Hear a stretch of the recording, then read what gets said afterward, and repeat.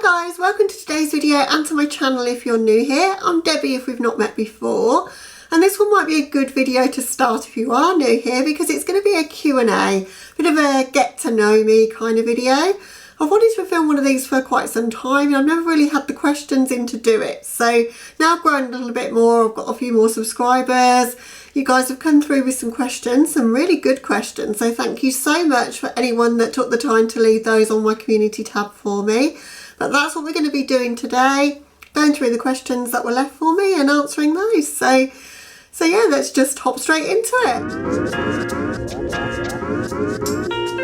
Okay, so I'm not pulling up these questions in any order and I'm not going to reveal anybody's names. I don't know if you guys would be comfortable with that. So I'm just going to call out the questions and then answer them. So the first one's got several parts. So I'm going to take each bit as I go. So the first part of it is being close in age. I know what makeup was like here in America in the 80s and 90s, but not what trends were like in the UK.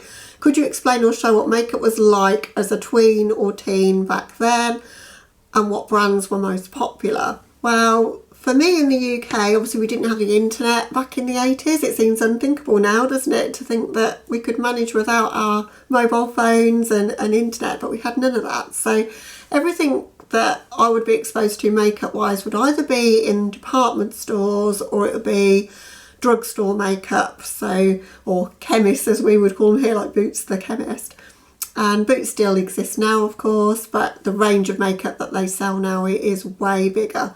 So if we take the sort of more mainstream but sort of more expensive bougie brands, it'd be brands like YSL, Dior, Estee Lauder, Lancome. All of those kind of brands would be in a couple of department stores. I live in a very small town or close to a small town, so we don't have much choice anyway, and I never really travelled much sort of in my youth, so I wouldn't go to London or Birmingham, for example. I was only exposed to kind of a very few brands really. And then in Boots it would be all of your obviously drugstore brands. So Boots have their own brand, number 7, and they used to have a younger brand, 17. They don't do that anymore, I don't think. But you wouldn't get the cool brands like you've got now, like NYX or whatever. You would have Rimmel, Miners makeup, I remember them. But Rimmel used to be where it was at for me because they were a little bit more edgy and they had some really good eyeliners, and the makeup that I would wear, because the next question is what style were you into back as a teenager, the makeup that I would wear then would be very minimal. So I never wore foundation, didn't wear foundation until I found YouTube really, so I would pretty much just wear pressed powder. I've always had pretty flawless skin, so I never had anything to cover as such. I would just want to powder down like my T-zone area, and I'd use blush as contour. Never heard of contour or bronzer in the 80s. I don't think it was a thing in the 80s, or certainly not in the UK anyway. But back in my day, didn't really do eyebrows at all. I always thought I looked strange with eyebrows because I'm so pale. So it would just be pretty much, as I say, blush, quite heavy blush in a contour kind of style. And then if I did wear any sort of eyeshadow, it would just be just a wash of a shimmer over my lid. I didn't really understand the difference between where to put a shimmer and a matte eyeshadow, so I would wear either, but I would just pretty much put one colour over my lid and it would be a very pale kind of bonish kind of colour, I suppose, and then a bit of black eyeliner in my waterline. Very unflattering because I would never blend it out, it would just be like that solid black line of eyeliner in my waterline, but that would always be Rimmel. And then a little bit of mascara, and I can't even remember what brand, I think probably Maybelline. They used to have one with like a green cap and like a pink body to it. Used to wear that one. And then I never wore lipstick because you probably noticed I have really big teeth, and so I've always got lipstick on my teeth. And so the amount of people that used to say to me, did you know you got lipstick on your teeth? And I'm like, yeah, I've got big teeth. So I just got so self-conscious in the end and I stopped wearing lipstick for the longest time. These days I really don't care. Like if I've got lipstick all over my teeth for a video, well, it's going to happen, you know. It's just the way it is. And in real life, obviously at the moment wearing masks, we're not really wearing so much lipstick, but before then I really didn't care about it, to be honest. But I was such a self-conscious teen that I wanted to blend into the background a bit more than I do now. And then, what style were you into as a teenager clothing wise is the next part of the question. Well, I thought I was quite trendy, and I always wanted to buy the most recent clothing that was out. And I remember my first wage check, the first thing I did is buy a portable TV for my room, because up till that point I had to watch everything that my mum and dad was watching, and we only had 3 channels of TV in any case, but it was just nice to have my own TV. So I spent half my wages on that, because my mum and dad didn't want any board from me, and the rest of it I spent on clothes. And this went on for years and years, and in fact I've only just recently done a declutter of clothing that I've owned for getting on for 30 years, and that was quite a painful thing for me to do, because I'm very sentimental and I hold on to things forever. But I've still got some boots that I bought back then. The style was over the knee boots with quite a big heel. I used to love stiletto heels, still do love the look of them, just can't wear them anymore since my accident. I had an accident and fell off my heels and shattered my elbow 2 years ago at the Christmas party at work. And yeah, pretty much stick to trainers these days, because I just haven't got my confidence back to get on the high-heeled horse, as it were.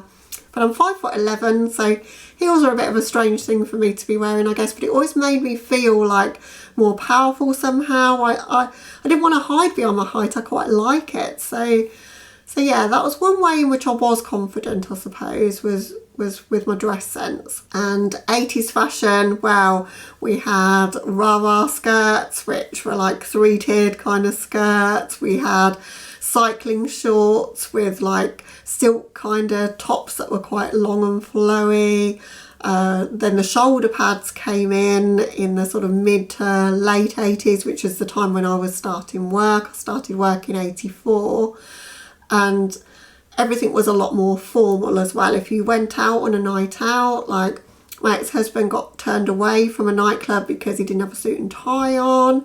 I can't see that happening in this day and age, but everybody made a real effort when they went out to really dress up. You wouldn't see people rocking up to a pub or club in jeans, for example, in the UK back in the 80s. Everybody was really dressed up. Well, style has always been a little bit rock chick through the years. I've always enjoyed like styling things up with things like animal print and wearing quite a lot of black. I've always liked black clothing. You probably notice it in my videos. A lot of what I wear, is predominantly black. And I like rock t-shirts and jeans these days. But back then I was more of my finger on the pulse of fashion and buying whatever I saw in the glossy magazines of the day. And that was what I used to spend all of my money on. Okay, and last but not least for this question then, it said, have you always enjoyed colouring your hair alternative colours? And if so, what have been your favourite colours and wildest? Well, no, actually, I didn't colour my hair other than having some streaks put in it for years and years. My hair is blonde, but when I was a baby and a child, it was bright blonde. And then as I got older, it got more like this kind of mousy tones of blonde. So it was the time of like bubble perms, the beginning of the 80s. That was another style thing. So I had a massive curly perm, with my hair right out here, which went really frizzy on me actually, because I used to kind of try and brush it, which is not the thing to do to a perm. And then I'd have these highlights put in it. So it became quite candy floss. And then I had it cut really, really short, kind of Princess Diana style, kind of like, or from the Avengers. So Joanna Lumley used to be a character called Purdy. And you guys are not old enough to remember this, I'm sure, but probably don't even know the show I'm talking about unless you're from the UK. But she would have her hair kind of flicked at the sides, and I wanted this like Purdy cut, and it was like the trendy thing to have at the time. So I had it really short for a while, but I still hadn't really veered away from having it blonde. And then my late 20s, I decided I wanted to go from having it blonde to going deep red. I don't know what made me decide to do that, but I decided to do it. So I went in the salon with it as light blonde as it is on the top, and I came out with it burgundy red. And I have got a picture of that, so I'll put that up on the screen for you and you can see. And it's probably quite a grainy picture because it's a picture of a still, proper developed picture. because again, obviously we didn't have digital cameras or whatever in those days. So yeah, I did like it, but it faded really, really quickly, and I didn't kind of feel like myself. It's kind of weird. I do like to be quite light, particularly in the top part. I think what I've got right now, with it kind of being a different colour at the ends, I'm more comfortable with than having an all over colour, because a deeper colour will really wash me out. I'm very, very pale, and without makeup on it will be quite a fright in the morning if I've had it done a deep colour. You know, I do kind of view it like it washes out. I do like semi-permanent colours, so I don't mind rocking a colourful hair colour for a while. In the past, because of having quite a traditional kind of office space role, I couldn't do it. Things have changed a lot with the company I work for. I work for the same company now for 36 years. It's just been my anniversary of starting working there. And over that time it changed from women had to wear skirts to work and heels to work. You couldn't wear trousers, you couldn't wear much makeup, you had to put your hair back, you know, all of those things have changed so much over the years to pretty much, you know, you can wear whatever you want, which I really applaud that. But because I liked to go to rock gigs, when I met my now husband, he was into heavy metal, and so we would go to Metallica gigs and Marilyn Manson and Megadeth, all of those sort of bands, and I'd want to kind of rock chick myself up for that. So I used to buy these spray kind of colours or chalks that you could put through your hair, and I would kind of colour it lilac on the ends and things like that. And yeah, so I'd live a kind of double life. I'd be really office appropriate in my kind of calf length skirts and my high heels to work and my shoulder pad jackets, and then at the weekends I'd be in all my metal kind of gear and my Doc Martin boots, and that's when I started to really experiment a bit more with my makeup, because I wanted my makeup to suit kind of the aesthetic of kind of the music that I was into. Okay, next one then, completely different topic. Where is your favourite place to travel? That one's really difficult, because travelling has been one of my passions throughout my life, really. From the age of 2, my parents took me away. My first holiday was in Portugal, but in those days, early 70s, nobody really went on package holidays abroad. So all of my friends were going away in the UK and going to like holiday camps like Butlins, things like that. But we were travelling on package holidays to Spain and Portugal. And it ignited a passion in me that has continued throughout my life, and that's to try and see as much of the world as I can. I mean, clearly he who shall not be mentioned is spoiling the game there, and I've had no holidays this year and it's been so hard. I normally go away 3 or 4 times a year, so picking a favourite place is very, very difficult, but there's a couple actually. So Greece we go to quite often, and there's a particular resort in Corfu called Palaiokoustritsa, and it's traditional Greece, you know, it's not one of these places that the Brits have spoilt. It's not got all the clubbing culture or whatever. It's traditional kind of fishing village with a few tavernas and just really friendly, nice Greek people.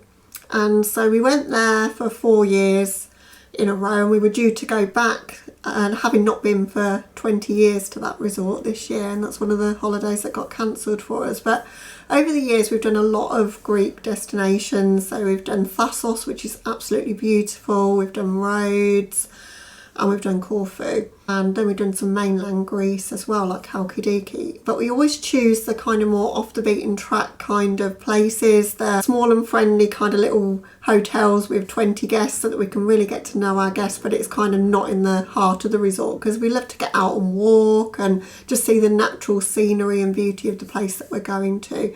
And I love the food in Greece, the weather and the people, so I'd say that's one of my favourites. But I don't really like the weather too hot though, so I try to pick sort of June or September if I'm going away to either of those places.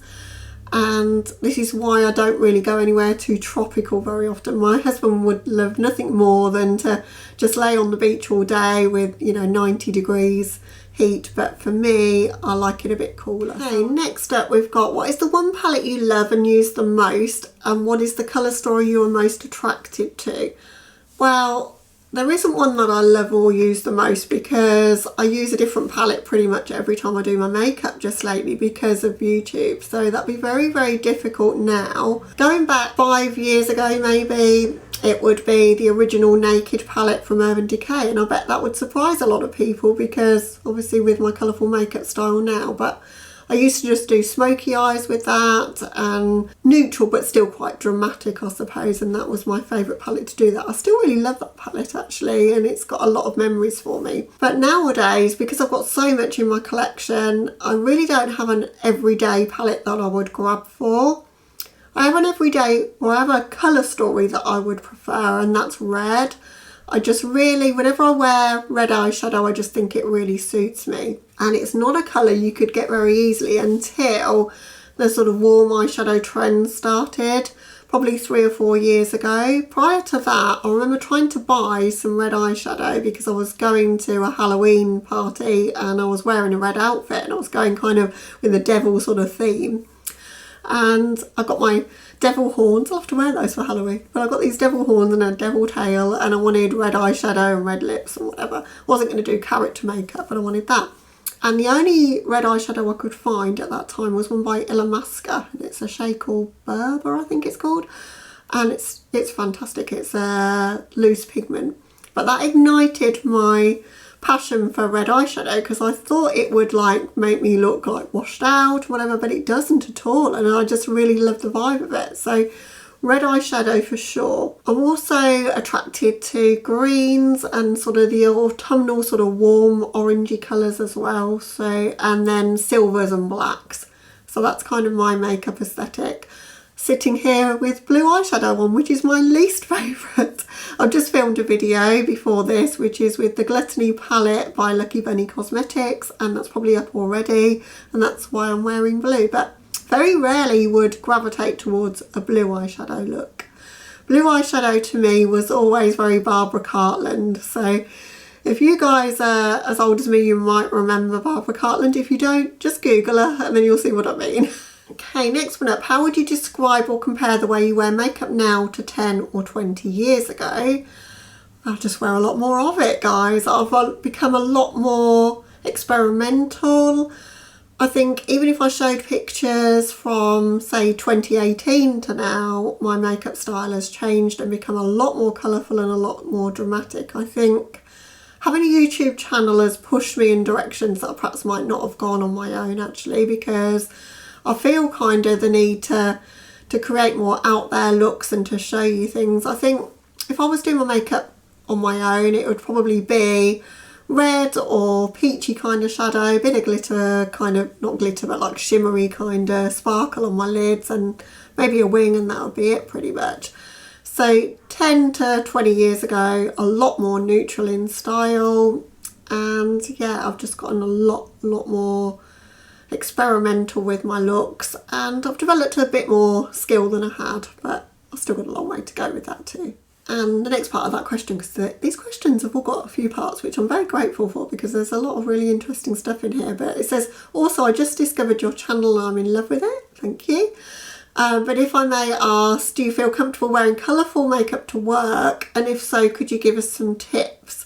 I wish I could do the same, but I guess I'm way more shy. Well, my biggest tip for it, I think, is not caring what other people think of you. So for the longest time, as I say, I really did care about that, and I wanted to fit in, and now I don't care about fitting in. I think I've probably got less friends as a result of it because I speak my mind a bit more than I used to. I'm the real authentic person more than I was. I used to be a people pleaser and I used to want to fit in with that in crowd, and part of that was kind of just like doing what everybody else was doing. And you know, I have heard people talk behind my back about my makeup. I've heard people kind of, as they walk away, go, oh, that's a bit much for work. I've heard all of that. I just don't care. I think that's the thing. Just don't care.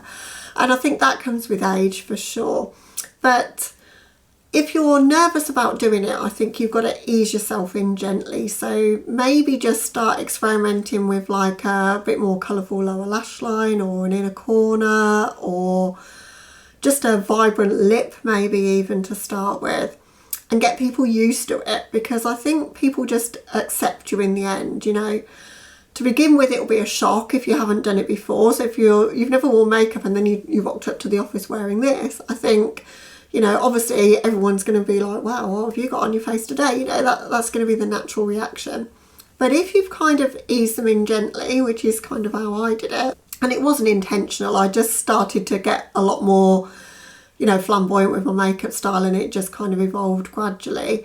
And also it coincided with a time when I'd moved to a back office role. I used to be a trainer, so although I was in-house training people from our own call centre, I would be kind of front facing. I'd have to wear a suit, you know, I'd have to meet other trainers that were coming in to do train the trainer events, things like that. So I was expected to look a lot more office professional then. So I just wouldn't have done it then because I wouldn't have thought it was appropriate. But now, because I'm in a back office area and nobody really says a thing, I've kind of like, I started off edging in a little bit, and then I put a bit more colour into my looks and a bit more, and now I'm working from home, so I'm going super crazy blue and green, you know, because nobody can see me. So I think I've become a lot less concerned with other people's thoughts and opinions, and I think, as I say, they're my 2 tips. So do it gradually, and then just expect that not everyone's going to like it, but just rock it with confidence and don't care what anyone else thinks. That'll be my tips. Okay, the next one's from Lisa Lobotomy. She won't mind me saying her name, I'm sure, because we're friends here on YouTube. So thank you for your question, Lisa.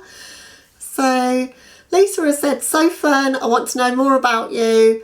Do you want to live in another country? That's her first part. She's given me a lot of questions, so we'll start with that one. Do you want to live in another country? I think I do sometimes. This country frustrates me to the max at times, and I don't know, at the moment, with all what's going on with what we're dealing with worldwide, you know, the topic, oh, it's so frustrating. Our press, the way that they hype everybody up to the max about everything's quite depressing. Our weather can be quite depressing as well. Sometimes I just want to escape and I want to go somewhere else where it's a bit of a more simple kind of life. But whenever I do go away for any length of time, I realise how lucky we are to live in this country with our amazing NHS that, you know, that we moan about because we, you know, there's nothing the Brits do more or better than moaning about things, I think. But, you know, if you need healthcare in this country, you're going to get it, and it's paid for through your national insurance taxes, but you don't have to pay for your treatments, which is incredible. You know, we get unemployment benefit. You never have to worry, you know, that if you don't work, you're not going to, you know, that you're going to starve or whatever. We've got a lot to be said for this country. I like the changing of the seasons as well. I like the fact that we get a summer and we get like quite a cold winter too. So I enjoy that. Just the freedoms that we've got, you know, we're very lucky and we just take it for granted, I think. And if we were to live somewhere else, I think we would realise sort of how lucky we are in this country. I worked for a very short period of time in India, and it was in southern India, in Chennai, and seeing the poverty that they're living with on a day-to-day basis, and sort of how much of a struggle life is for a lot of people that were living there. And yet they seemed so happy, so friendly. There was I was training these people, and they were just so positive and upbeat and enthusiastic. And then, you know, and then seeing sort of how much we have in comparison and seeing how we're not appreciative of that. You know, I think this is why I love travel, because it really opens your eyes to things. And so I don't think I'd want to live anywhere else because I would miss the UK, but occasionally I would just like to escape for a little while. So that's what holidays are for, right? Okay, next up from Lisa is, how long have you been married? Well, I've been married twice actually. So I got married at the age of 20 to my very first boyfriend that I'd met at the age of 18. I was very shy teenager, not very confident, as I've said before. And so I was introduced to my ex by somebody else at a party, and he was my first boyfriend, and I was in love with the idea of being in love and getting a house and all of those things. So we got engaged at 19 and bought a house, and then married at 20 and then divorced at 24. So I don't personally recommend making such a big life decision when you're a child, because that's essentially what I was. I didn't feel like I was, and my parents were trying to tell me this is too soon, you're too young, you need to experience a bit of life. But I've been at work from 16, so I felt like I'd kind of done all like my growing up in those 4 years. And I remember my mum and dad went away on holiday and I bought my house while they were away because I knew they'd have something to say about it. It was a lot easier to get on the housing ladder, and our first house only cost £25,000, which is incredible to think now. But yeah, so we bought this house, and I felt then, once we'd got married, I felt very tied down, and I wanted to experience like going out with my friends, partying and clubbing, and my ex really wasn't interested to do that, and he used to work really long hours, so I'd be on my own quite a lot. We just really drifted apart, and we hadn't really discussed what we wanted in life either, because I never wanted children and he did. There was lots of things, really, that the writing was on the wall from the beginning. Made my mum and dad very sad, because they're very traditional, and they expected I would marry and stay with that person for life, and I kind of felt like I'd let everyone down by not doing that. My current husband, we've been together since I was 24, since I got divorced from my ex, right to the current day. So 28 years we've been together, and we've been married 24, so it's our 25th wedding anniversary next year. Please, everyone, just wear your mask so that we can go somewhere gorgeous for our 25th, because we've been planning to go somewhere exciting and like do a really big expensive holiday. He wants to go to Antigua. I'd love to be able to take him to Antigua, so let's just hope we get to do that. But yeah, we've been together, as I say, 28 years, and I remember my dad saying I'll give it 2 weeks. And the reason he said that is that my ex was very, I want to say quote unquote normal. He was just your typical sort of boy next door that your parents would be really happy that you got together with. They wouldn't have anything to worry about. And then my current husband, Michael, had a motorbike. He had long hair. He was into heavy metal. I was like the sort of goody two-shoes girl next door. And yeah, my parents were horrified. But we've had a lot of fun. Over the years, we've had a lot of fun. We've gone to a lot of places together. As I say, a lot of holidays. We've done gigs together. These days, he doesn't really want to go out anymore, and he loves to play his computer games, and I do my beauty videos, and we don't do so much these days. But over the years, we've grown together and grown up together, and I can't see me being with anyone else. So I suppose, yeah, it's a nice thing to have, isn't it? And it's rare in this world. It hasn't all been perfect. We've had our bumps in the road like anybody else, and we've had some big arguments in the past, but we don't even argue anymore. So only when I nag him a little bit, which I do sometimes. Gotta do that sometimes. Okay, what was your dream job when you were younger, and is it still the same? Wow, when I was about 13, 14, I was in an amateur dramatics group in my local village, and I loved that so much. And I did CSE, which used to be like, we had O-levels and CSE exams, and CSEs were kind of like for your subjects that weren't kind of your academic subjects, but I got a grade 1, like the highest grade of CSE in drama, and I loved it so much. I loved all the behind the scenes of it. I should have realised at that point actually how much I loved makeup, because I remember doing makeup for people like backstage for our drama productions, and yeah, I just loved it then. But my family would never have thought of that as something that you would do as a career.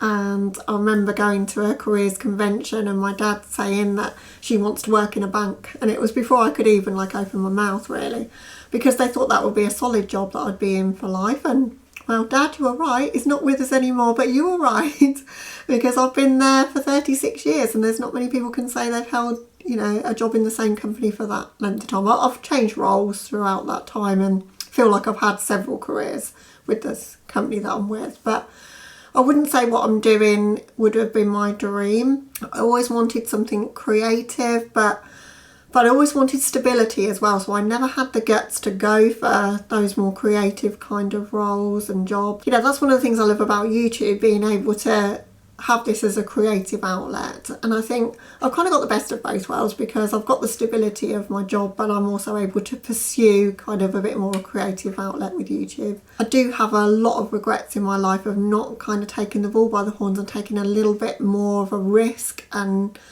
perhaps daring to make those dreams a reality even when people tell you that you shouldn't. That is a regret of mine in life. It's kind of a bit late now at 52 to like retraining anything. I've thought about it a little bit, discussed it with a couple of people actually, that I'd love to do a makeup course, but I would be the oldest person there. I'm not going to get work now with the times where we are now, you know, nobody's even doing makeup on anyone else. So I think I will do that course, but just probably just to develop my skills and just because it's a passion, but I probably would never make it a career. Okay, Lisa also asked, if you could go back to a special time in your life, would you do it? And what time would you go back to and why? Now that one's a difficult question. That's a head scratcher for me, because there's been good parts of my life all the way through my life. So I don't know. I really don't know. I think probably my 20s were kind of some of my worst times. I got divorced in my 20s. I had no money in my 20s. Like when I got divorced, I went from having quite a big house to back to basics again, because you never come off, you know, better off when you get divorced, I don't think. So I struggled a lot in my 20s and had no money and couldn't really do anything or go anywhere. I think in terms of like high times and holidays, my 30s, kind of late 30s to kind of mid 40s, they were some of the best times that we ever had. We went to the States then, we went to Las Vegas, I think that was 20 years ago, so early 30s. We went to the Caribbean, we started doing cruises, we went around the Baltics on a cruise and saw Russia. We did some things that I never in my wildest dreams thought that I would do. So those were like my high times of my life, I think, and it's all I really lived for, was to do those holidays. So if you look at it that way, I think that was probably the best time of my life. But in terms of like how I feel, I think I'm probably happier now, I'm more settled now, and I know myself more, and I've developed a lot more confidence about myself now. I just wish the whole corona situation would just sort its life out so that we could just get back to normal living. I just miss seeing, like, I've only got 2 or 3 like really close friends. I miss seeing those regularly, and I miss travel. Okay, next up, what was the makeup market like when you were younger? Well, I've already answered that one. Not nearly so diverse as it is now, I would say that. How did you become interested in makeup? Okay, so I remember I've always had a passing interest, like walking past like the Dior counter in our department store in my town, which was Northampton at the time. Walking in that store, there was a lady in there. She worked behind the Dior counter, and she was like just perfectly made up, and just like her hair always looked perfect, her makeup, and I was just like transfixed by that. So that was like quite an early memory of makeup. And then, as I say, I wasn't particularly bothered about it too much in my early 20s, up to like early 30s really. I think when you're younger, your canvas is so smooth, you don't really even need makeup to look beautiful, and I was only really putting it on to accentuate my features if I was to wear it and just make myself look a bit prettier. So the thought of like wearing makeup that actually probably makes me look less pretty like this, but that is a creative thing, really didn't enter my mind until I started watching YouTube. So we're talking, I've had my channel just over 18 months, and I think I was watching YouTube for 2 or 3 years prior to that. So if we say 5 years ago to now, that's probably when I became really interested in makeup. Prior to that though, probably 4 or 5 years prior to that, when Urban Decay started really becoming a thing, and you could get Urban Decay makeup in most of the department stores that I would visit, I started to get an interest then, because they had really iridescent sparkly shadows in different colours, and I'm just such a sparkle magnet, and so I just thought they were doing something different and exciting and new. So for Christmases I would ask my mum for the palettes, and if you've seen my eyeshadow palette collection videos, you'll see that I still own those palettes to this day, and I'll never get rid of them because, yeah, they definitely gave me my start and my passion for makeup. But really it's YouTube, it's watching channels that have inspired me. I started off watching all of the bigger channels that everybody does, seeing all the neutral makeup. Then I decided I wanted to find a tutorial to use my Urban Decay electric palette, because I bought the palette because I was just amazed by the colours, and I remember being with my friend when I bought it and she said, "You'll never wear that, it's unwearable." And now I wear that sort of makeup all the time. But found some tutorials for that, and yeah, it just snowballed and I just found my passion. So next one I've kind of answered is, what do you do for a living? What was your career journey that got to where you are in life? Well, as I say, I've worked for the same company for all of my career, but I've had some distinct kind of episodes in my career. So I used to work in branch banking, and I would be on the counter serving customers. That was for 2 or 3 years. That's where I started my career. And then I moved to more of a back office kind of clerical sort of role after that, which I did for a number of years. And then I worked on a call centre, and I was in the call centre role on and off for about 15 years. I did it for 5 or 6 years, and then I moved into IT but on a call centre, and then they were outsourcing that call centre and it was going to move abroad, and I didn't want to lose my job, so I went back to the call centre where I started, which was very hard on me, very difficult to do. Didn't want to go backwards and do the same role I'd done. But I liked the call centre because the camaraderie of a role like that, you get to know everybody. It's not the easiest dealing with the public, and you have stats to adhere to that are very difficult to achieve. So you feel like, you know, that you're in quite a difficult role, or I did. The upside of it was that the social life would be amazing, you know, because everybody kind of knew what it was like to have a day like you would have on the phones, where you'd have a complaint after complaint, which sometimes happens. Then, you know, we would go out and party after work because of that. So I made a lot of friends and had a lot of laughs on that call centre. And from there, I became a trainer for the call centre that I used to work on. It was kind of a good transition for me to train new entrants and put them through their induction training. A job I enjoyed very much for a long time. But that became different over time, and the job description changed, and I kind of felt like I needed a change. And then I took a curveball kind of career change, and now I'm in retail technology, which is all the kind of coding behind payments. It's very difficult to explain what I do, but completely different thing. I've had to learn a whole new kind of language behind that, which retraining at the age of like 47 I was when I moved to that department was quite a thing to do, but no regrets. Really happy what I'm doing at the moment. As I say, it doesn't fulfill me in a creative way, but every day I learn something new, and it's been a good company to work for. Okay, what other hobbies do you have outside of makeup? Oh guys, I don't have time. How does anyone that does YouTube have time for hobbies? I do not know. So I work a 40-hour week, or 35-hour week, but kind of 40 hours if you take the lunch hour into it. And I'm working from home now and have been doing so since March, but I've still got a very full-on busy job, and sometimes, you know, I clock the 35 hours, but I'll work 45, 50 hours a week. And then I've been trying to upload consistently and get a YouTube video up pretty much every day, but they're probably about 5 or 6 hours work. So I've been filming from 6 in the morning till 8, working from 8 until lunchtime, editing at lunchtime, work in the afternoon. As soon as I finish work at sort of 4:30, 5 o'clock quite often, then I'll finish the editing, do the upload, make the thumbnail, and normally by about 8:30 I'll watch a couple of YouTube videos to support my friends, and I go to bed and that's it. At the weekends I do all my chores, see my mum, do the garden.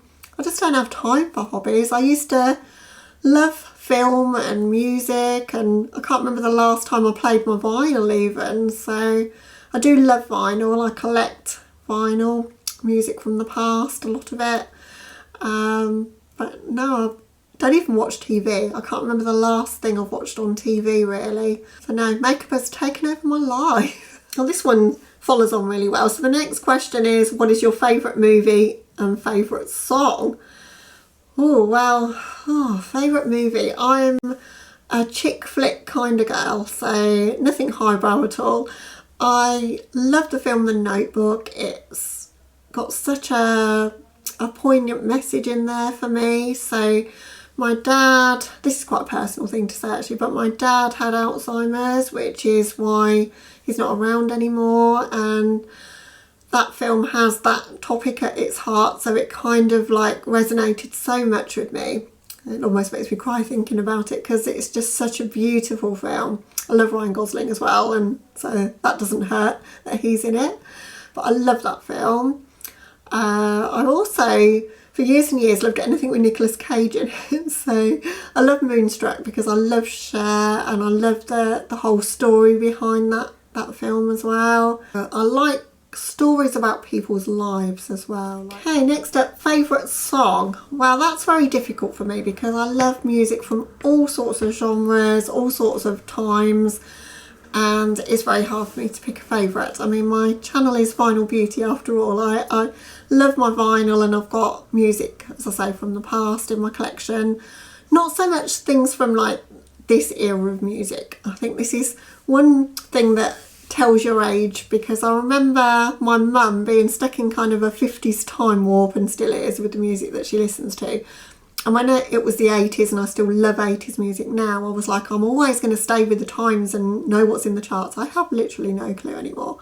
There'll be the odd thing that comes on the radio and I'll recognise it because it's played enough, but I'm really not in so much to modern music. So the 80s was my era for music, and so I love the new romantic kind of era. So Visage, Spandau Ballet, Duran Duran, Depeche Mode, and then I loved more of the like goth kind of scene from the 80s as well, like Sisters of Mercy and Susie and the Banshees. So that kind of thing I really loved. And then I loved like the more disco-y sort of kind of tracks as well, so things like Donna Summer and Shaka Khan, things like that. So Ain't Nobody by Shaka Khan, whenever that comes on, I've got to get up on the dance floor. But I also, these days, probably more so, I listen to older music, I would say, so 70s kind of pop, things like Fleetwood Mac, Led Zeppelin, Pink Floyd, that kind of era of music. So I love by Fleetwood Mac The Chain, absolutely adore that. That's my running song of choice. How it builds, I just love that. I also love music sort of from the Rat Pack era, Frank Sinatra, Sammy Davis Jr., stuff like that, because I was brought up with that, with my mum and dad playing it. Just recently, well, I say a year or so ago, I saw Barbara Streisand at British Summertime Festival, and I was just blown away. Seeing somebody live, and her voice was just so incredible. I just was stopped in my tracks, like literally listening to her. And so I've started to collect some of her music from the past. But one day I'll have to do my vinyl collection. I don't know if you guys would be interested to see, because I'd definitely be able to answer that question better with all my vinyl in front of me, because my memory is terrible. But I think I've covered most of what I enjoy anyway. But I don't have one song that's like my favourite song of all time. I think that would be very difficult. Also in this question it says, what makeup trends do you love and what trend do you despise? What do I love and what do I despise? Well, I don't really despise anything. I think, because I'm very much like you do you. You know, if you like a particular makeup style, wear it. So I don't despise it, but I'm not very keen on these really big blocky brows that people used to do, you know, where it's really kind of harsh and square at the front and black, and just doesn't suit the face of the person wearing it in my eyes. So I'm not a fan of that. I wouldn't say I despise it, but I wouldn't wear it on myself. Makeup trends that I love, I don't know guys, I don't follow trends really. I think this is the problem with me. I just buy what I like and I live in my own little world. So I'm not too influenced by, is this a trend and we should be doing our makeup this way or that way. I pretty much have adapted my own style to to suit how I like to look and what I like my makeup to look like. And I encourage you guys to do the same, you know, just because somebody's saying you've got to contour this way, or you've got to, I don't know, apply your foundation this way, or do your concealer like this or whatever. If it doesn't work for you, then why do you need to follow that trend? So to me, trends don't interest me. I'm not really too bothered. I think that's the answer to that. And the last one was, what are your interests outside of makeup? So I guess I kind of answered that in that I don't have any hobbies outside of makeup, but things that interest me, I love photography. Again, that's something that I kind of got from my dad, because I remember him setting up all of his photography equipment to photograph me in the garden. And I remember very vividly my dad setting up all of his equipment with tripods and a light meter, and it was on 35mm film, and filming these shots for me, which my mum still has somewhere.